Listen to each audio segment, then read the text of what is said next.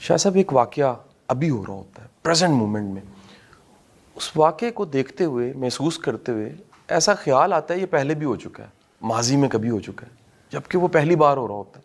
ایسا کیوں محسوس ہوتا ہے؟ قاسم شاہ صاحب، یہ ایک ایسا سبجیکٹ ہے جس پر 25-30 سال پہلے ترقی یافتہ ممالک میں اس پہ بہت تحقیق ہوئی. یہ تو وہ چیزیں ہیں کہ جس کچھ واقعہ ہو جائے اس کو دیکھ کے ہمیں خیال یہ ہوتا ہے کہ شاید پہلے بھی یہ گزر چکا. اس کے برعکس ایسے بہت سے کیسز پے در پے سامنے آئے کہ ایک بچہ ہے 4-5 سال کا، ظاہر اتنی ینگ ایج میں کہیں اور تو نہیں جا سکے گا، گھر پہ رہے گا. ٹھیک ہے سر. لیکن وہ بتاتا ہے کہ میں ساؤتھ افریقہ میں تھا اور وہاں فلاں شہر میں ایسے ہمارا گھر تھا، وہاں ہم رہا کرتے تھے، اور وہ تمام چیزیں صحیح بتا رہا ہے کہ یہ ہیں. تو ایسے معاملات پہ بہت تحقیق ہوئی، لیکن ابھی تک انسان اس کو سائنس کی روح سے تو نہیں سمجھ پایا کہ یہ کیا ہے. روحانی طور پر جو درویش لوگ کہتے ہیں کہ جب انسان سو جاتا ہے تو اس کی روح سیر کو نکل جاتی ہے، تو وہ جو چیزیں روح دیکھتی ہے وہ ہمارے کانشیس مائنڈ کا حصہ تو ہوتی نہیں ہے. ٹھیک سر. وہ کہیں انکانشیس مائنڈ کا حصہ بنتی ہیں چیزیں. تو ویسی چیزیں جب سامنے آتی ہیں تو ہمیں بار بار یہ اسٹرائک ہوتا ہے کہ شاید ہم ایسے معاملات کو پہلے دیکھ چکے ہیں، ان جگہوں کو دیکھ چکے ہیں. تو یہ کلیتاً معاملہ اس طرف اشارہ کرتا ہے، لیکن سائنسی لحاظ سے ابھی تک اس کی کوئی توجیہ سامنے نہیں آئی ہے کہ یہ کیا قصہ ہے. کیونکہ ہمارے یہاں اسلام میں ری انکارنیشن کا تو تصور نہیں ہے کوئی، جیسے آواگون کا. تو اسلام میں تو اس کی سخت ممانعت ہے، اس کی اسلام نہیں مانتا ان چیزوں کو. لیکن دوسرے مذہب میں گنجائش ہے اس بات کی، خاص طور پہ ہندوازم تو بڑا فرم بلیور ہیں وہ، کہ آدمی نیا جنم لیتا ہے، پچھلے جنم میں جو کچھ ہوتا ہے اس کی چیزیں اسے یاد ہوتی ہیں.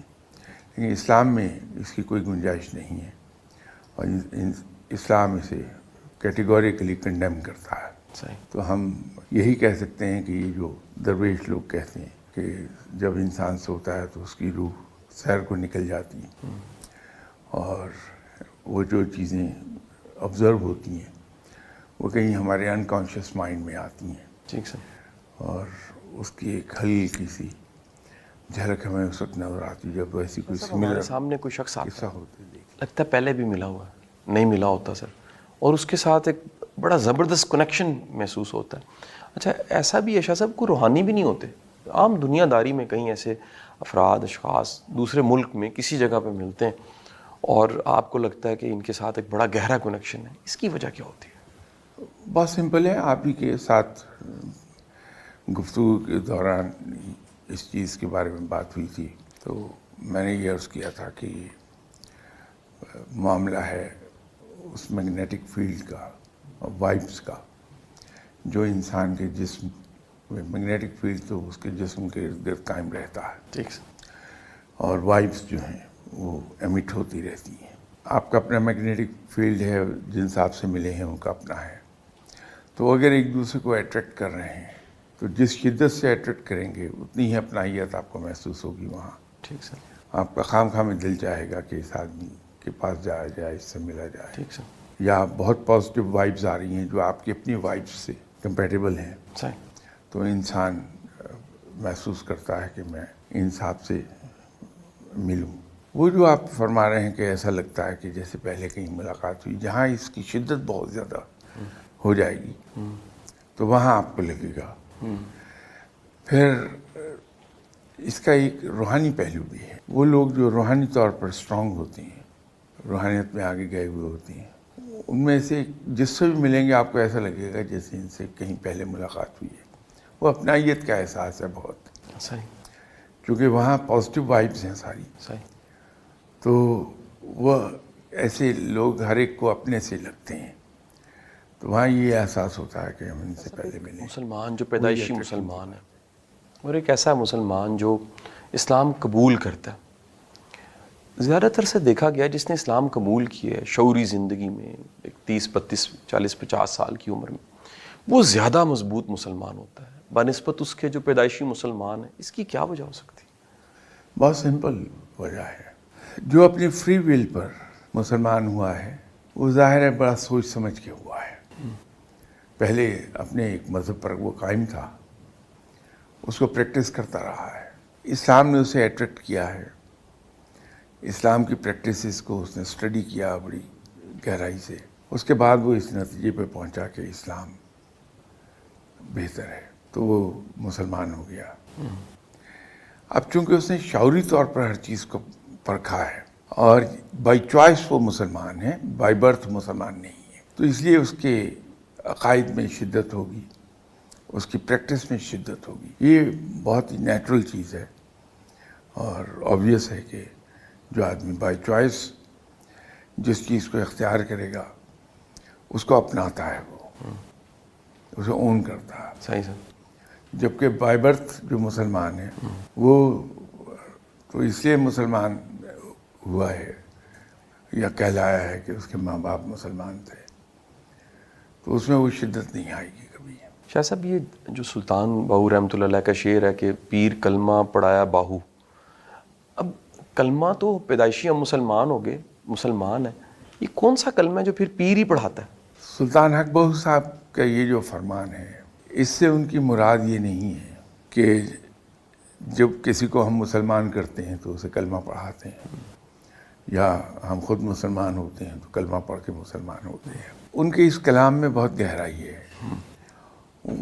کہہ یہ رہے ہیں اصل میں کہ جب میں اپنے گائیڈ کے پاس گیا, جا کے وہاں بیٹھا ہوں, تو انہوں نے مجھے اسلام کا صحیح چہرہ دکھایا ہے. واہ. کہ ٹرو اسلام کیا ہے. وہ اسلام زبانی کلامی اسلام نہیں ہے, باتوں کا اسلام نہیں ہے, صحیح. بلکہ عمل کا اسلام ہے. تو میں نے اسلام پر صحیح معنی میں عمل کرنا شروع کیا ہے اپنے گائیڈ کے راستہ دکھانے پہ. تو وہ اس کو کہہ رہے ہیں کہ میرے پیر نے مجھے کلمہ پڑھایا. تو یہ ایسا بھی اس سے ایک myth مراد بنایا یہ جاتا ہے, گہرائی اور ہے. یہ myths میں سے ایک مفروضہ ہے. اچھا, یہ مفروضہ عورتوں میں تو بہت کامن ہے سر, اور عموماً کپلز میں جو ڈسکشن ہوتی ہے اس میں یہ تانا مارا جا رہا ہوتا ہے, اور تانا یہ ہوتا ہے کہ کیونکہ تم گناہ گار ہو اس لیے رزق کی تنگی ہے. اچھا, کیا گناہ گاروں کو رزق کم ملتا ہے اور جو بڑے نیکوکار ہیں وہ مالدار ہوتے ہیں؟ میں چاہوں گا سر اس مت کو ذرا کلیئر کر دیجیے.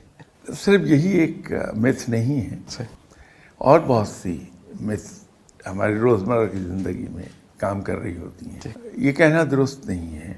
اگر آپ اس طرح سے دیکھیں گے تو میں پہلے پیشگی معذرت کے ساتھ عرض کر رہا ہوں کہ دیکھنے میں یہ آیا کہ جتنا زیادہ نیک اور پرہیزگار آدمی ہے مالی لحاظ سے اتنا ہی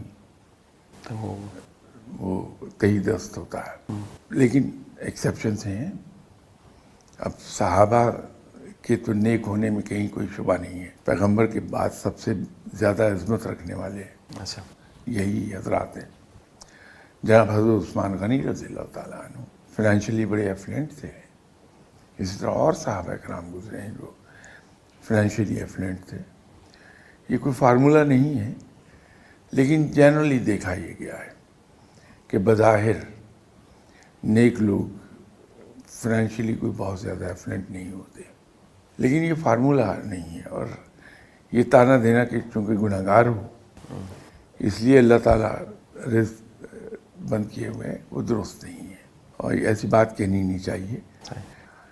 سب سے پہلی بات تو یہ ہے کہ میں بحیثیت انسان اس بات کا اہل نہیں ہوں کہ میں یہ فیصلہ کروں کہ کون نیک کون بد, کون گناہ گار کون نیکوکار, کون اللہ والا اور کون اللہ والا نہیں ہے. یہ فیصلہ میں نہیں کر پاؤں گا, اس لیے کہ میری نگاہ ظاہر کو دیکھتی ہے, گہرائی کو نہیں دیکھتی. میں اکثر آپ سے گفتگو کے دوران کہا کرتا ہوں کہ ہمارے یہاں ایک بڑا اچھا سلسلہ تھا کہ ہماری ٹیکسٹ بکس میں چھوٹی چھوٹی کہانیاں ہوتی تھیں ہمارے اسلاف کے بارے میں. ایک بار ایک قصہ میں نے, میرا خیال ہے کہ ان دنوں نئی نئی جاب شروع کی تھی, 66 کا واقعہ ہوگا, تو یہ واقعہ پڑھا میں نے کہیں. ایک صاحب تھے جو بہت بڑے بزنس مین تھے, اللہ نے رزق بھی دیا تھا اور نام اور شہرت بھی دی تھی. لیکن ہوا یہ کہ سم اور دی ادر وہ ایک لین پیچ میں سے گزر رہے تھے، تو نتیجہ یہ ہوا کہ کاروبار بیٹھ گیا، سب فائنینشلی بڑے وہ تنگ ہو گئے. لیکن چونکہ کاروباری آدمی تھے تو انہوں نے ظاہر نہیں ہونے دیا کہ میری ساکھ بگڑ جائے گی. اچھے دنوں میں انہوں نے اپنی بیٹی کی انگیجمنٹ کی ہوئی تھی اپنے ہی ہم پلہ ایک اور بزنس مین کی بیٹی کے ساتھ. اب ان کے حالات خراب ہو گئے، پتہ کسی کو تھا نہیں کہ ان کے اندر سے حالات کیا ہے. تو جہاں منگنی ہوئی تھی لڑکے والوں نے پریشر ڈالا کہ اب بچی کی شادی کریں. پیسے ان کے پاس تھے نہیں، تو اپنے ایک بڑے عزیز دوست کے پاس گئے اور اس سے جا کے کہنے لگے کہ دیکھو یہ بات کسی کو نہیں پتا کہ میرے مالی حالات انتہائی نگفتہ میں ہیں.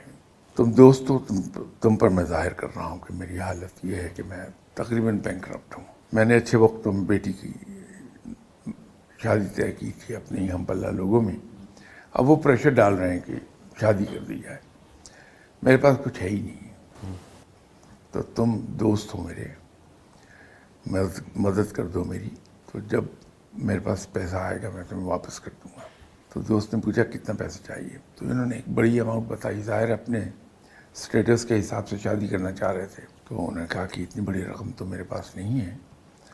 تو یہ صاحب بڑے آزردہ ہوئے کہ کیا کروں گا میں.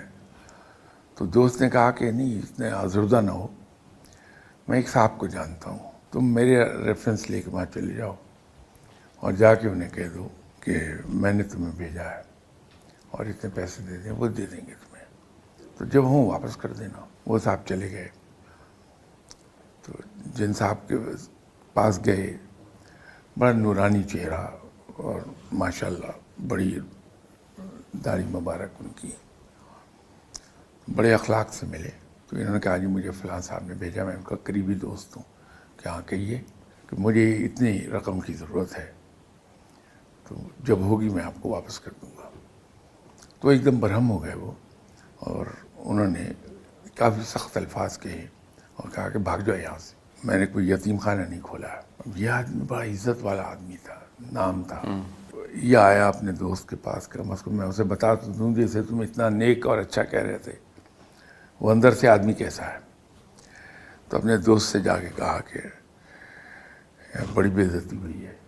تو میں وہاں گیا تھا، ملا، تو انہوں نے مجھے کہا کہ میں نے یہاں کوئی یتیم خانہ نہیں کھول رکھا، بھاگو یہاں سے. میں کہ نہیں ایسے آدمی نہیں ہے. اچھا یہ بتاؤ کیا کیا کہا انہوں نے. تو اس نے بتا دیا کہ یہ کہا. تو کہنے لگے بیٹھ جاؤ، میں تمہیں معافی چاہتا ہوں، تمہیں دکھ ہوا. تمہارے جانے کے بعد ایک صاحب نے میری رقم دینی تھی، وہ لے آئے ہیں، میں تمہیں ابھی دے دیتا ہوں. تو جتنے پیسے مانگے تھے اتنے ہی نے دے دیے. وہ صاحب چلے گئے. بیٹی کی شادی ہو گئی. وہ لین پیچ زندگی کا گزر گیا، کاروبار پک اپ کر گیا. تو یہ سب سے پہلے انہوں نے کام کیا کہ میرا دوست وقت پر کام آیا تھا میں اسے واپس کر دوں. تو رقم لے کے اس کے گھر گئے. تو جب دوست باہر آیا تو زار قطار رو رہا تھا. تو میں نے کہا کیا ہوا، خیریت ہے، تم رو رہے ہو؟ انہوں نے کہا تمہیں یاد ہے ایک صاحب کے پاس بھیجا تھا میں نے، ان کا آج انتقال ہو گیا. تو یہ تو ان کا دل دکھا ہوا تھا. کہا شکر کرو ایک شیطان دنیا سے اٹھ گیا. کہ ایسا نہ کہو، اصل میں ان صاحب نے اپنی رقمیں میرے پاس رکھی ہوتی تھی اور مجھے کہا ہوا تھا کہ اگر یہ میں باتیں کسی کو کہوں تو اس کا مطلب یہ ہے. تو آپ کو جو انہوں نے جملے کہے، میں نے آپ سے کہا تھا کہ کیا کہا انہوں نے، تو آپ نے دہرایا. تو میرے لیے میسج یہ تھا کہ اس کو یہ رقم دے دو، اگر یہ واپس کر سکے تو ٹھیک ہے، واپس نہ کر سکے تو بھول جانا. تو وہ اس لیے کرتے تھے کہ لینے والا شرمندہ نہ ہو انہیں دیکھ کے کہ وہ ان سے اسے مدد لی تھی. اب یہ اتنی گہرائی کی نظر میری ہو نہیں سکتی.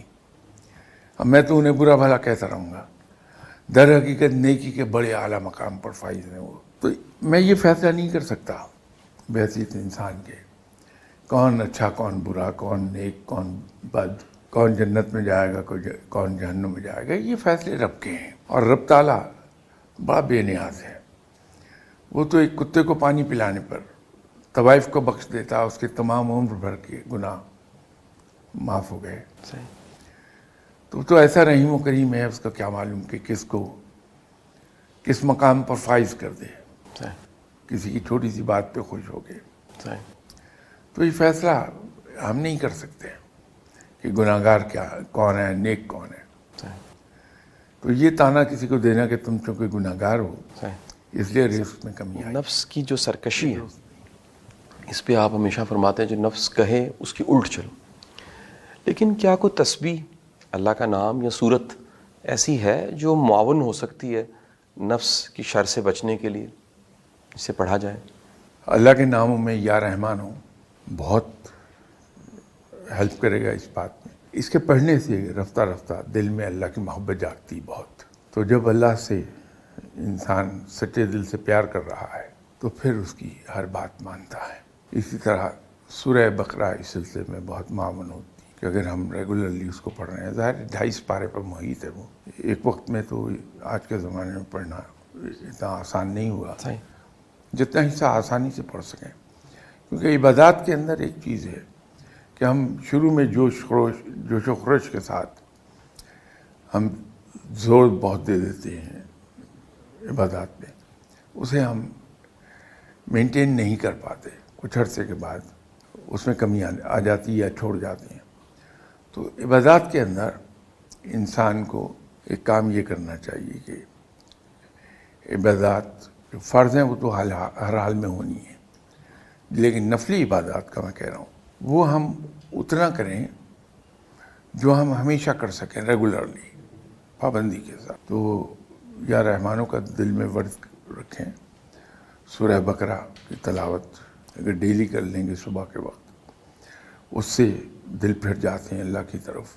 یہ تو نفس کی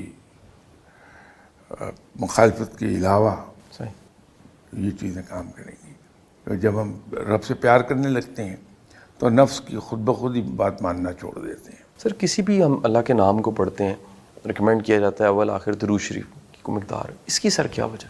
دیکھیے اس کا کہا یہ جاتا ہے کہ چونکہ خود رب تعالیٰ بھی آپ صلی اللہ علیہ وسلم پر درود و سلام بھیجتا ہے، تو جو بھی چیز اس میں لپٹی ہوئی ہے درود و سلام میں وہ اللہ کو مرغوب ہوگی. تو اللہ تعالیٰ اس کی صدقے اس دعا کو بھی قبول کر لے گا. سر قرآن پاک میں اللہ فرماتے ہیں کہ میں جسے چاہتا ہوں ہدایت دیتا ہوں. سر انسانی رول پھر کیا ہو گیا سر؟ انسان کو تو پھر کوشش کرنے کی کوئی ضرورت نہیں اگر ہدایت اللہ نے دینی ہے. بات یہ ہے کہ ہم امتحان دیتے ہیں تو آپ نے اکثر دیکھا ہوگا کہ بڑے بڑے لائق اسٹوڈنٹ فیل ہو جاتے ہیں اور مجھ جیسے لوگ پاس ہو جاتے ہیں. اگر یہ میں کہوں کہ میں نے فیل ہو جانا تو میں امتحان کیوں دوں؟ پاس تو ہونا نہیں، میں پڑھوں کیوں؟ تو قطعی طور پہ غلط بات ہوگی، ان نیچرل چیز ہے. تو انسان کو ہدایت کی طرف دوڑتے رہنا چاہیے کہ میں ان خطوط پر زندگی اپنی گزاروں جو رب نے معین کیے ہیں. رب تعالیٰ توفیق بھی بخش دیتا ہے اور اس سے توفیق مانگتے رہنا چاہیے اور اس سے ہدایت بھی مانگتے رہنا چاہیے. رب تعالیٰ مہربان ہے، مجھے راہ ہدایت. وہ نہ کسی کی محنت کو اپنے ذمہ ادھار رکھتا ہے نہ کسی کی دعاؤں کو رد کرتا ہے تا وقت کہ وہ خود اس آدمی کی دعا مانگنے والے کے حق میں خراب نہ ہو. تو اپنی رحمت کے صدقے ان دعاؤں سے دور کر دیتا ہے انسان کو. تو ہدایت جو ہے وہ واقعی من جانب اللہ ہے. اللہ سے ہدایت مانگنی چاہیے، توفیق بھی مانگنی چاہیے نیک کاموں کی، تو اللہ تعالیٰ عطا فرما دیتا ہے. شاہ صاحب زندگی کے اتار چڑھاؤ، مشکل وقت ہے، اچھا وقت ہے، اس کو سر کیلکولیٹ کر کے ہم کہہ سکتے ہیں کہ اتنا وقت اگر اچھا ہوتا ہے یا اتنا وقت برا ہوتا ہے اس کے بعد اچھا وقت آ جاتا ہے. یعنی جس طرح کنڈلیاں بنی ہوئی ہیں ہندو جو ہیں سر، وہ ان کے ہاں تو یہ کیونکہ ایک باقاعدہ رسم ہے، رواج ہے کہ پیدائش پہ پوری ایک وہ جنم کنڈلی بنائی جاتی ہے. کیا اس سر لین پیچ کو یا مشکل وقت کو ہم کیلکولیٹ کر سکتے ہیں؟ اور ایک اور بھی اینگل سر کہ کیا لین پیچ جو ہمیں لگ رہا ہے وہ لین پیچ ہی ہوتا ہے یا اس میں بھی کوئی کرم کا پہلو ہوتا ہے جو قرآن کی آیت ہے کہ مشکل کے ساتھ آسانی ہے؟ دیکھیے اسٹرالوجی بحیثیت علم کے تو موجود ہے، ٹھیک سر، اللہ ہی کا پیدا کردہ علم ہے، اس کو دیکھنا چاہیے صرف علم کے لحاظ سے. بحیثیت مسلمان ہم اس پہ یقین نہیں کر سکتے، منع ہے ہمیں. یہ ہندوازم میں بہت زیادہ اس کا چلن ہے کہ وہ اس چیز پر عمل کرتے ہیں. مسلمانوں کے یہاں تو ہر چیز من جانب اللہ ہے، صحیح. ہمارا ایمان ہے. اور پھر یہ ہے کہ قرآن نے کہا کہ قرآن میں رب تعالیٰ نے فرمایا کہ ہم لوگوں کے درمیان دنوں کو پھیرتے رہتے ہیں. تو اس کا مطلب یہ اچھے اور برے دن سب اسی کا حصہ ہے زندگی کا. تو اگر اچھے وقت کو ہم نے انجوائے کیا ہے اور قبول کیا ہے تو برے وقت کو بھی ہم پھر خود ہی حوصلے سے. برے وقت سے جان چھڑانے کے دو طریقے ہیں کہ جب انسان جو گوئنگ ہے وہ رف ہو جائے تو ایک تو طریقہ ہے شکر گزاری کا، ہائے ہائے نہ کرتا پھرے، بلکہ اگر کوئی پوچھتا ہے تو بڑے جذبے سے کہے کہ اللہ کا کرم ہے میرے اوپر. ورنہ اگر مجھ سے کوئی پوچھے تو میں جیسے ہی کہتا ہوں جی اللہ کا کرم ہے، ایسا لگتا ہے جیسے وہ میں اللہ کا کرم نہیں ظاہر کر رہا بلکہ شکوہ کر رہا ہوں. تو جذبے سے یہ بات کہنی چاہیے.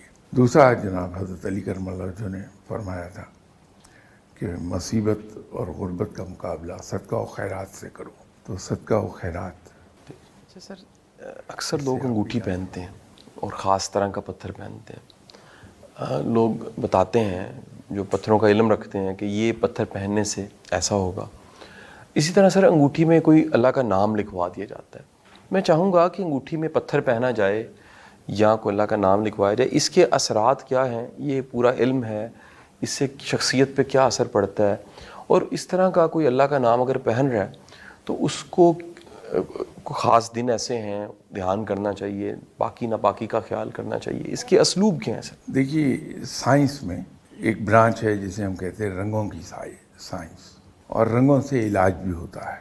اس کی ایک واضح مثال آپ کو ملے گی کہ آپ تو نہیں، آپ تو خیر عمر میں بہت چھوٹے ہیں، لیکن ہماری جنریشن کے لوگ جب ہم نے آنکھ کھولی یہاں سے نان مسلم مائیگریٹ کر کے انڈیا جا چکے تھے، لیکن ان کے گھر جتنے تھے یہاں ان میں جو کھاتے پیتے ہندو تھے ان کے گھروں میں کم از کم ایک کمرے میں ایسا ضرور تھا کہ دروازے کی آرچ جو ہے وہاں رنگین شیشے لگے ہوئے ہیں، یا ونڈو میں رنگین شیشے لگے ہیں یا روشن دان میں، اور اس رخ سے لگے ہیں جس رخ سے وہاں سے سورج کی تو اسے انجوائے کرتے تھے. لیکن بعد میں پتہ یہ چلا کہ یہ جو رینبو کے ساتوں رنگ ہیں یہ انسانی جسم پر اپنا اثر ڈالتے ہیں، ایک بیلنس قائم ہے. جب کسی اس بیلنس کے اندر کہیں کوئی ڈسٹربنس آتی ہے تو انسان کے جسم میں بیماریاں آتی ہیں. اگر ہم اس رنگ کی شدت جسم میں پوری کر لیں اور ریشو پوری کر لیں اس کا اضافہ کر کے، اور اضافہ انجیکٹ تو کیا نہیں جا سکتا باڈی میں، وہ تو نقصان دے گا، تو اس کا طریقہ یہی ہے کہ کمرے میں جہاں اس رنگ کے شیشے لگے ہوں وہاں بیٹھا جائے، سورج کی کرنیں اس میں سے آئیں گی تو انسان کی باڈی پر اس کے اثرات مرتب ہوں گے. بہت سے حضرات تیل بناتے ہیں میرے اور آپ جیسے لوگوں کے لیے کہ بال نہ گریں یا بال دوبارہ اگائیں. وہ اسی طرح کرتے ہیں کہ سبز رنگ کی بوٹل میں، جو گہرے سبز رنگ کی، اس میں آئل ڈالا اور 7 دن تک دھوپ میں رکھا، پھر اس کو اوس میں رکھ دیتے ہیں، سم تھنگ لائک دیٹ. تو وہ تیل استعمال کرتے ہیں، وہ انسان کو فائدہ دیتا ہے. اس طرح کی یہ چیزیں، اس سے یہ ایک طریقہ علاج ہے رنگوں کا. تو یہ جو انگوٹھی ہے جب ہم پتھر پہنتے ہیں یہ بھی ایگزیکٹلی وہی رول پلے کرتی ہے. تو اس سے انسانی صحت پر اثرات مرتب ہوں گے. لیکن یہ کہنا کہ فلاں پتھر خوش قسمتی لے آئے گا فلاں بدقسمتی لے آئے گا، یہ شرک ہے، اس سے دور رہنا چاہیے. یہ تمام چیزیں اللہ کے اختیار میں ہیں. لیکن اسی سائنٹیفک بات میں نے آپ سے عرض کر دی. باقی جو انگوٹھی پر رب تعالیٰ کا نام لکھا ہوا ہے یہ تو باعث برکت ہے کہ ہر وقت وہ آپ کے ہاتھ میں. تو اس کے آداب ہیں کہ انسان کو کوشش کرنی چاہیے کہ ہر وقت باوضو رہ لے. ایسے باتھ روم میں جس میں اسمیل ہے یا گندگی پڑی رہتی ہے وہاں اتار کے جانا چاہیے. یہ جو ماڈرن باتھ رومز ہیں ان میں نہ اسمیل ہوتی ہے نہ گندگی کا نام و نشان ہوتا ہے، وہاں تک تو ٹھیک ہے. لیکن جب آپ کو طہارت وغیرہ کرنی پڑ جائے تو اتار دینی چاہیے، اچھا، وہ خلاف ادب ہو جائے گا اگر نہیں اتاریں گے تو اس کے آداب کا خیال کر لیا جائے۔ ابھی جناب حضرت علی کرم اللہ وجہہ کے ہاتھ دست مبارک میں جو انگوٹھی پہنی تھی اس پہ یا کریمو لکھا ہوتا تھا، رب تعالیٰ کا صفاتی نام ہے۔ جناب حضرت امام حسین رضی اللہ تعالیٰ عنہ کے دست مبارک پہ جو انگوٹھی تھی اس پہ الحمدللہ تھا۔